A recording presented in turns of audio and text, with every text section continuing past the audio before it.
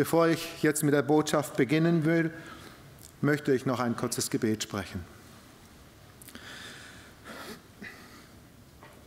Himmlischer Vater, wir sind jetzt in deiner Gegenwart. Und ich möchte dich bitten, dass du jetzt durch deinen Geist zu unseren Herzen redest. Und dafür danke ich dir, dass du jetzt dein Wort lebendig machst. Und ich preise dich dafür. Amen.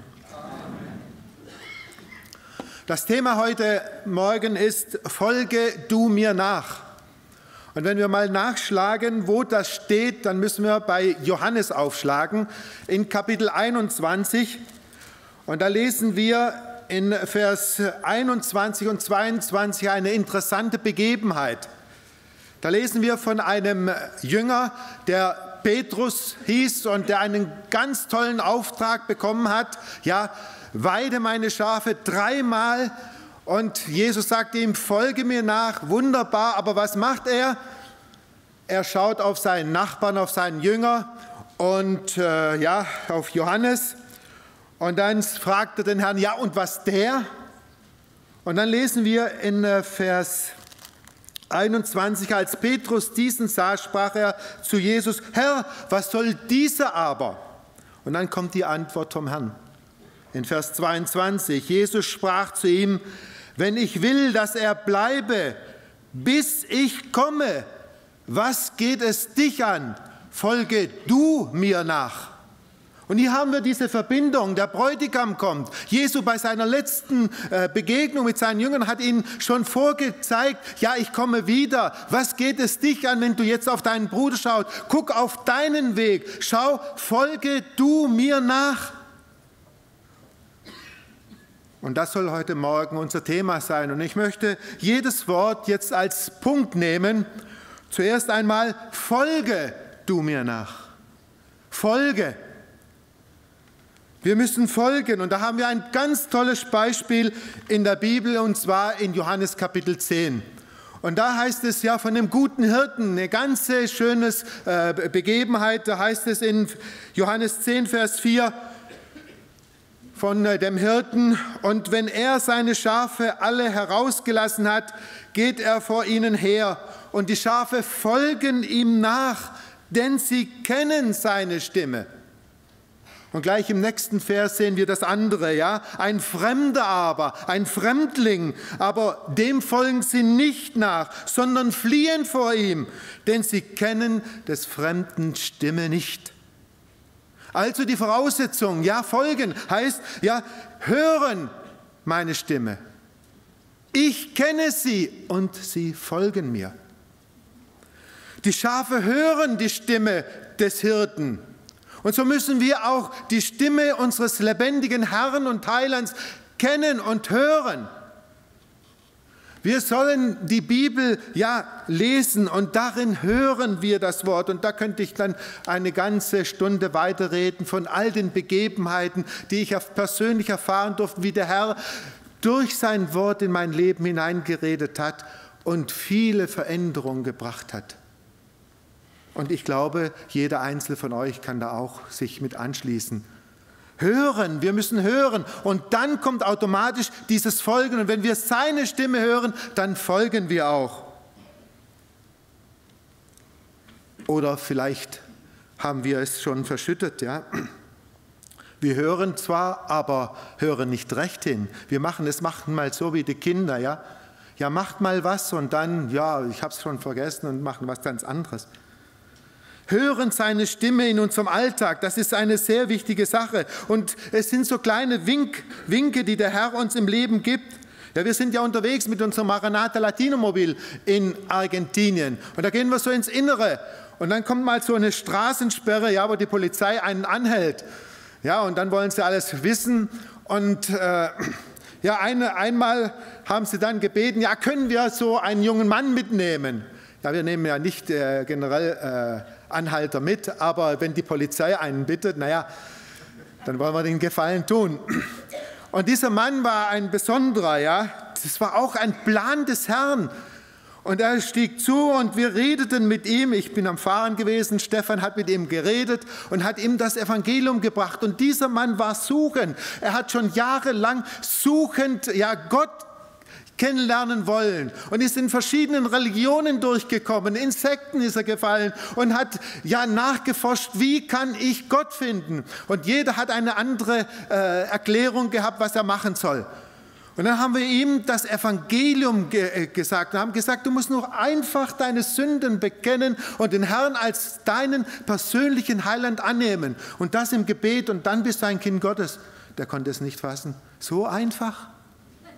So einfach. Das hat mir noch niemand gesagt. Hörende Stimmen in unserem Alltag, das sind Begebenheiten, die Gott uns hinlegt und dann sollen wir zeugen. Dann will er uns gebrauchen. Ja, dann folgst du ihm nach und du hörst jetzt seine Stimme. Heute, ja in verschiedenen Vorträgen, ja vorher bei Ellis, habt ihr die Botschaft gehört, habt ihr die Stimme Gottes gehört? Ja, die Bereitschaft, bereit zu sein. Hören, das ist die wichtige Grundlage. Aber viele hören heute nicht mehr. Sie nehmen den Ratschluss Gottes einfach so auf und packen es dann so in ihren Alltag, dass sie am besten noch damit zurande kommen, dass sie sich noch gut einbringen können. Und manchmal gibt es Menschen, die bewusst das Gehörte aus ihrem Leben ausklammern. Sie leben in versteckten Sünden. Sie wissen, dass es nicht gut ist. Ja, was sie machen. Ganz im Hintertürchen, ganz im Verborgenen sind Dinge da, die sie wissen, das geht nicht, aber man duldet es trotzdem. Und das ist eine sehr gefährliche Sache. Ja, manche beten sogar noch und sagen, Herr, vergib mir diese Sünde, aber sie leben weiter daran. Sie legen es nicht ab. Und das ist eine sehr schwere Sache, ja. Wenn auch dann mein Vater hat immer gesagt, wer nicht hören will, der muss dann fühlen.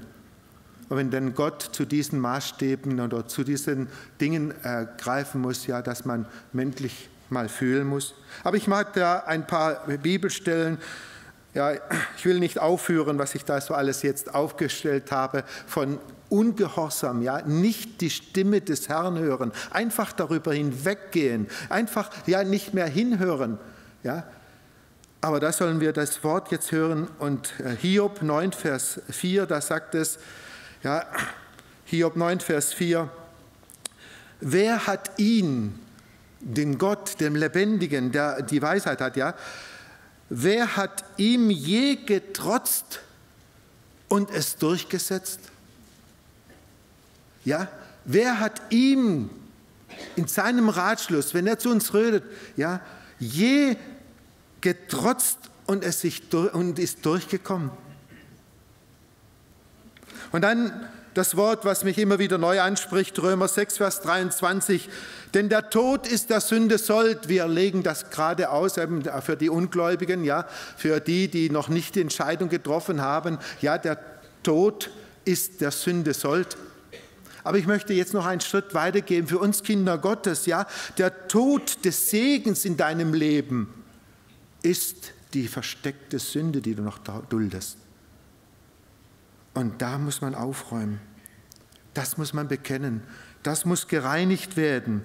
Und so heißt es in Sprüche 28, Vers 13, wer seine Missetat verheimlicht, dem wird es nicht gelingen. Wer ihm aber bekennt und lässt, der wird Barmherzigkeit erlangen. Hört seine Stimme. Gott redet ganz klar in unserem Leben.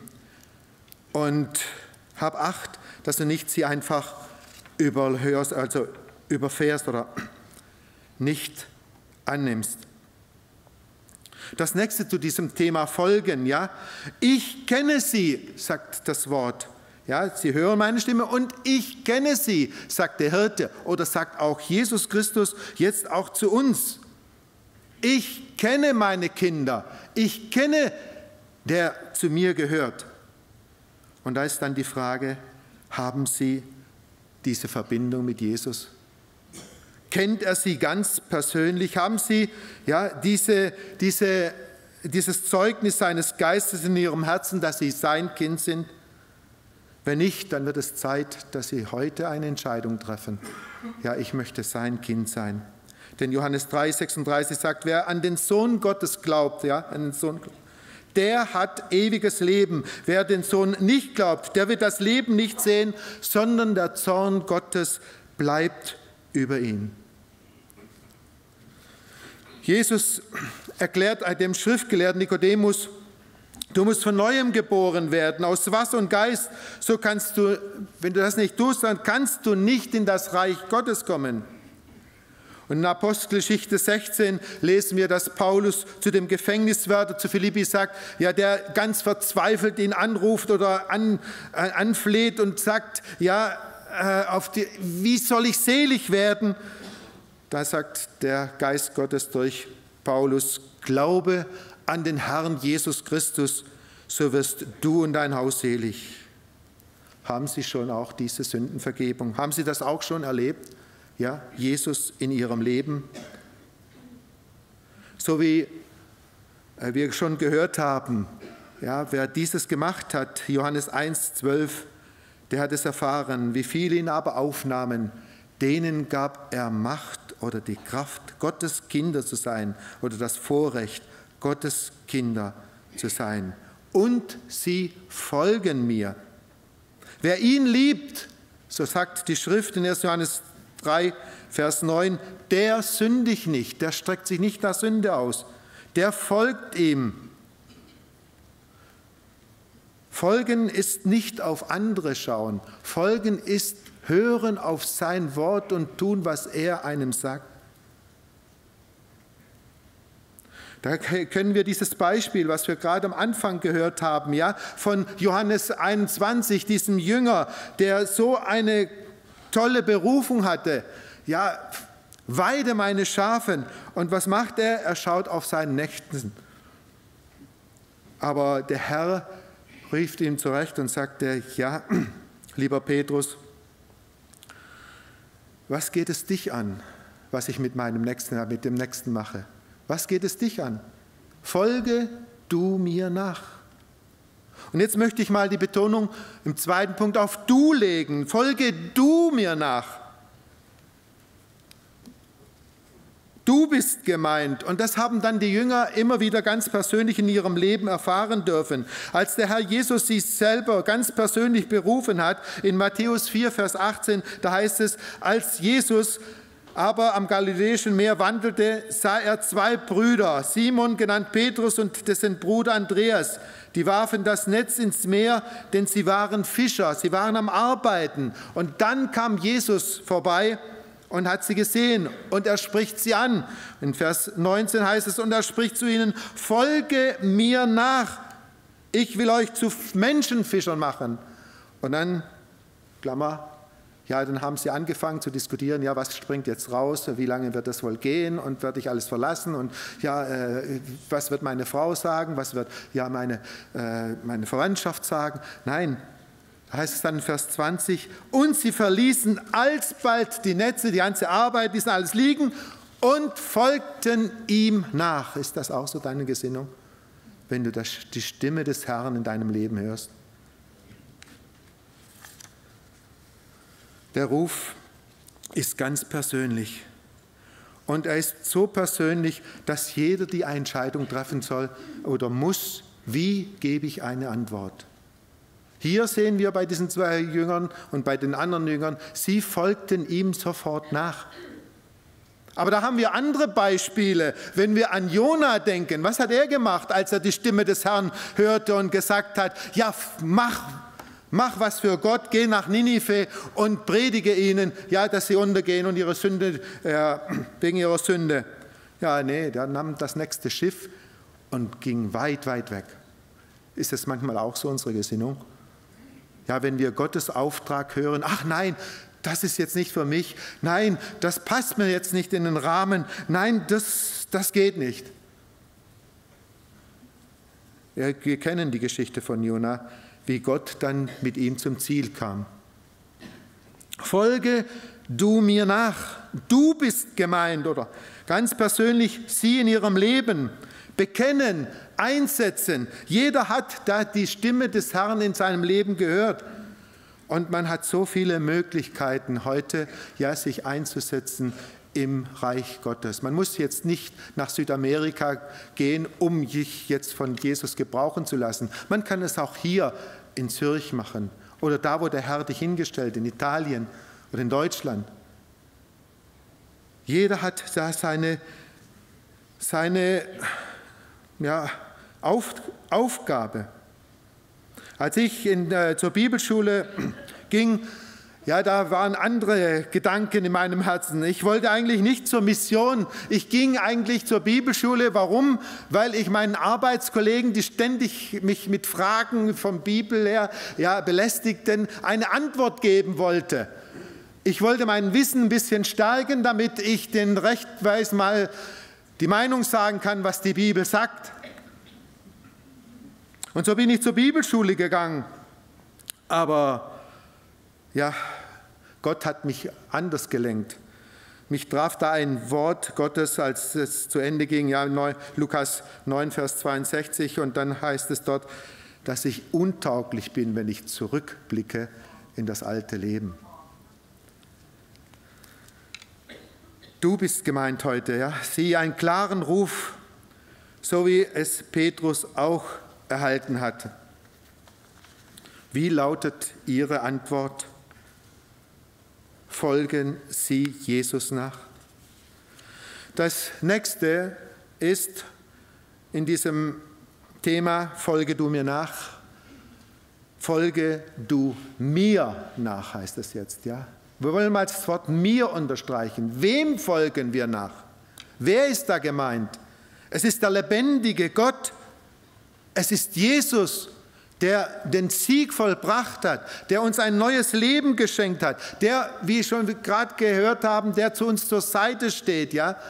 Siehe, ich bin bei euch alle Tage bis an der Weltende. Ich bin der gute Hirte. Ihr folgt mir nach, dem Lebendigen. Und dann sagt der Herr Jesus ganz persönlich jetzt, will jemand mir nachfolgen, der nehme sein Kreuz auf sich und folge mir nach. Und das sagt der Herr Jesus zu jedem. Wie gesagt, sie sind gemeint. Der Hirte will sie ausführen. Er hat für jeden seinen Platz bereitet. Und es wäre jetzt ein Unding, wenn jetzt das Schaf oder vielmehr diese Personen, die Jesus ausführt, dann anfangen würden, ja Herr, also dieses Gras, das ist mir zu grün, das will ich nicht. Und da ist dieser Hang, das ist mir zu steil und das ist mir zu feucht. Und wenn ein Schaf jetzt anfängt, zum Hirten über die Weide zu diskutieren, das wäre doch ein Unding. Aber wie oft machen wir das ganz persönlich mit unserem himmlischen Hirten?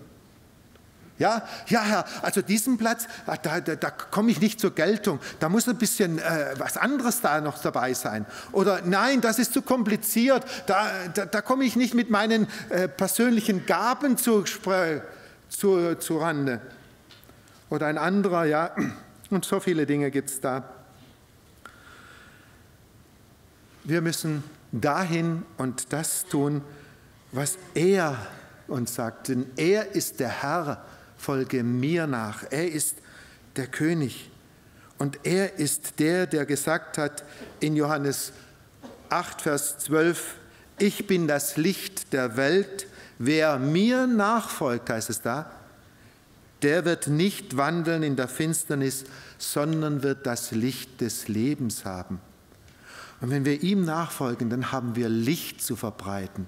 Ist das nicht wunderbar? Licht geben in einer Finsternis. Wo ist am meisten die Sehnsucht nach Licht? Wo es am finsteren ist. Und das ist jetzt heute in dieser Endzeit so. Und wir dürfen diese Lichtträger sein. Ja? Ganz persönlich, wem folgen Sie nach? Ich meine jetzt nicht, ich bin ja hier in der Konferenz, jeder sieht mich, ich mache Gottesdienstbesuche, bin immer dabei. Nein, ich frage wegen dieser Nachfolge, wem folgest du nach? Ganz persönlich. Dort, wo deine geheime Kammer ist, Dort, wo dein Privatleben ist, folgst du da ihm wirklich von ganzem Herzen nach? Im Verborgenen, im Innersten? Es gibt auch andere Leute, die ja entweder mir sagen, ja, mir ist Jesus gemeint. Aber es gibt Menschen, die auch Menschen nachfolgen, ja, und nicht Jesus.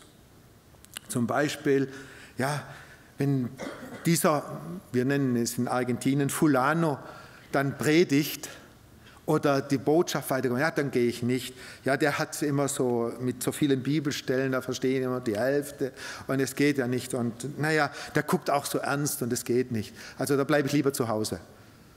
Das ist, wem folgst du nach? Dem Herrn, dem Wort. Das ist das Wichtigste, oder? Man kann auch sagen, oh wunderbar, dieser Prediger ist ja ganz toll, der hat gestrahlt und er hat so lebendig das Wort rübergebracht und ich bin ganz begeistert, er hat auch mich so manchmal angeschaut und also ganz toller Prediger. Und wenn ich nachher frage, ja, was hat er denn gesagt? Was war das Wort? Weiß nicht. Das ist eben, folge mir nach, heißt es, Jesus nachfolgen, dem Wort nachfolgen, da das Schwerpunkt auflegen. Oder folgen Sie auch Ihrer Vorstellung nach? Manche interpretieren ja in das Wort ihre Wünsche, ihre Ziele und da ist es sehr vorsichtig, ja, dass man ja nicht abkommt, wie zum Beispiel ja, Nikodemus. Was hat er gesucht, als er zum Herrn kam? Er wollte sich bestätigt wissen in seiner Meinung, ja, als Schriftgelehrter.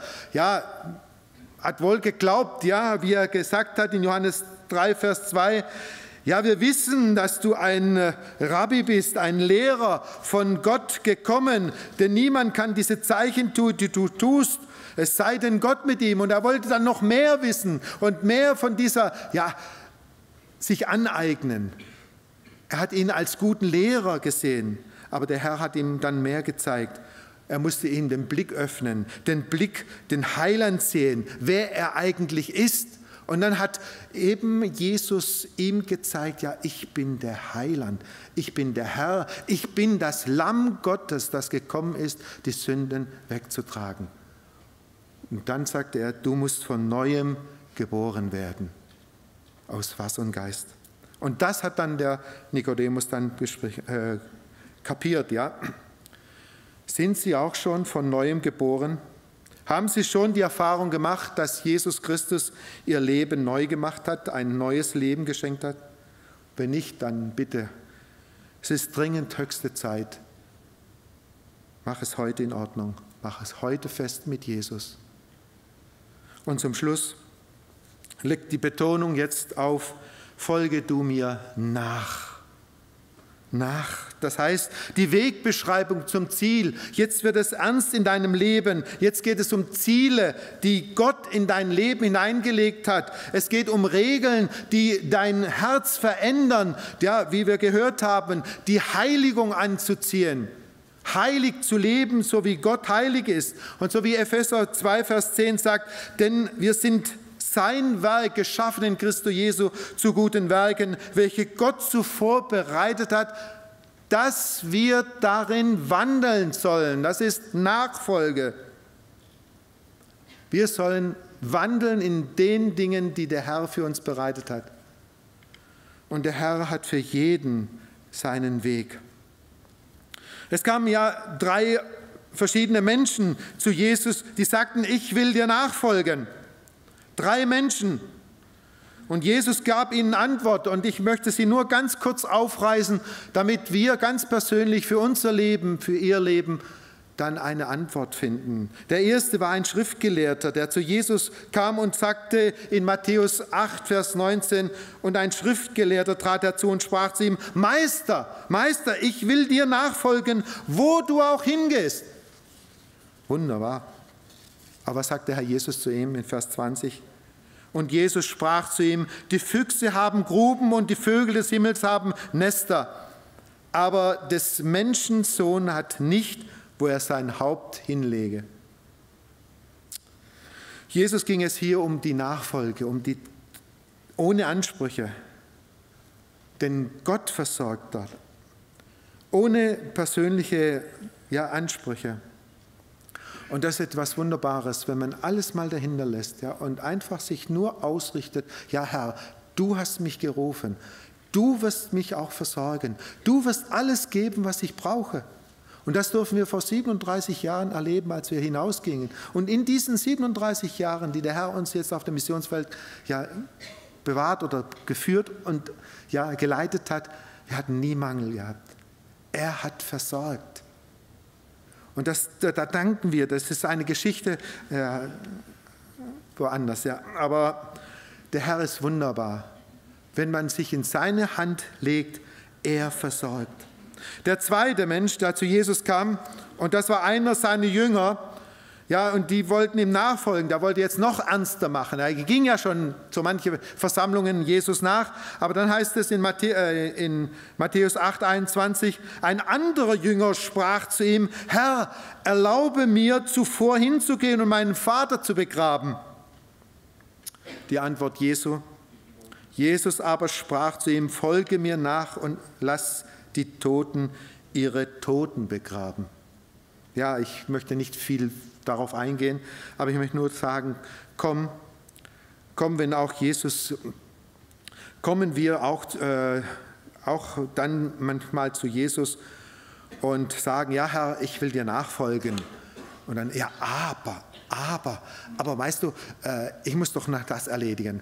Aber ich möchte doch noch verschiedene Dinge erledigen. Das Wort heißt in Matthäus 6,33, trachtet zuerst nach dem Reich Gottes und nach seiner Gerechtigkeit und alles andere wird er dazu hinlegen. Und das ist wirklich ein wahres Wort der Bibel. Und ich habe es schon 100-mal oder noch mehr erfahren dürfen. Der dritte, der nachfolgen wollte und der auch nur eine kleine Bitte noch hatte, in Lukas 9, Vers 61, da heißt es, es sprach aber auch ein anderer, Herr, ich will dir nachfolgen. Zuvor erlaube mir, von denen in meinem Haus Abschied zu nehmen. Und dann sprach Jesus zu ihm, wer seine Hand an den Pflug legt und zurückblickt, ist nicht geschickt zum Reiche Gottes. Und noch einmal wiederhole ich, das war in meinem Leben ein Zeugnis, ja, das war das Wort, das im letzten Semester der Bibelschule in mein Leben hineindrang. Ja, ich wollte nicht unbedingt Missionar werden, aber er hat mir gezeigt, ja, es geht nicht um dein Aber, um deine Vorstellung. Es geht, was mein Wille für dein Leben ist. Und das ist der segensreichste Weg. Ja, ich möchte ihn nicht mehr missen. Gott hat es so gewollt. Und wenn Gott in deinem Leben irgendwo seinen Finger darauf legt, ja, entscheide dich heute, mach dies, mach jenes, tu es gleich. Ja, der Herr wird dich reich segnen. Er spricht in Matthäus 16, Vers 24, Jesus sagt seinen Jüngern, will jemand mir nachfolgen, so verleugne er sich selbst und nehme sein Kreuz auf sich und folge mir nach.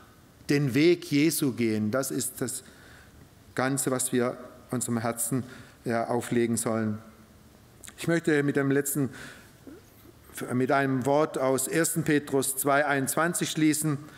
1. Petrus 2,21, denn wir sind berufen, ja, zu diesem Weg, den Weg Jesu zu gehen.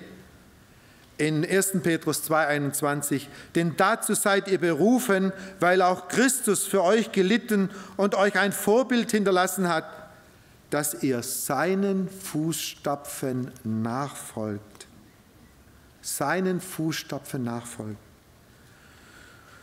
Und wenn ihr diese Verse dann weiterlest, ja, und ich bitte, dass ihr das auch so als, ja, in einer stillen Stunde als Hausaufgaben mitnimmt, ja, die nächsten Verse, da findet ihr dann den zweiten Teil der Predigt, weil ich jetzt aufhöre.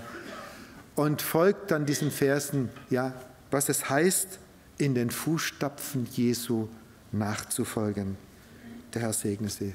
Amen.